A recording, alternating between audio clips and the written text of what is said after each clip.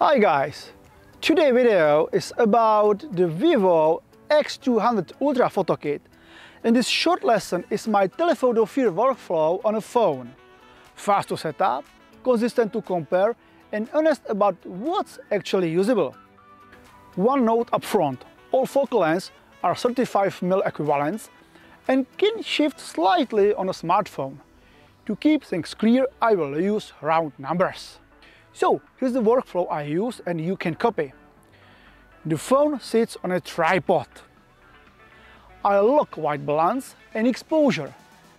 I switch to the telephoto extender mode as soon as the ZEISS extender is mounted. I set a 3-second self-timer. I long press to lock focus and exposure, watch for the lock icon, and then I keep a single composition.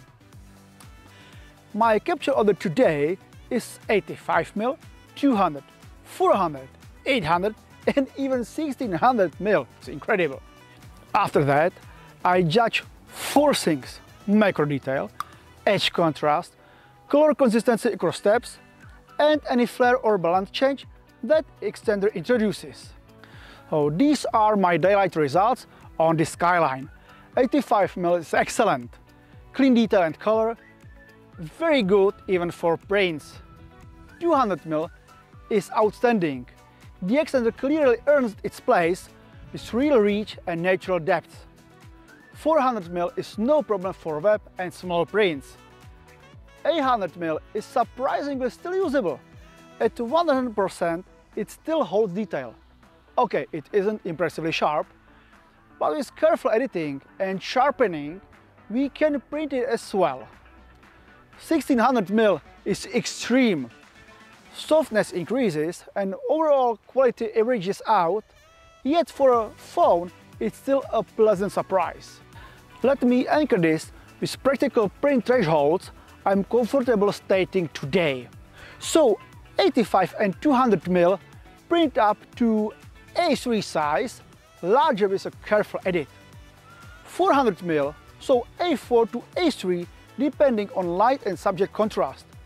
800mm A4 is acceptable with editing and smart sharpening.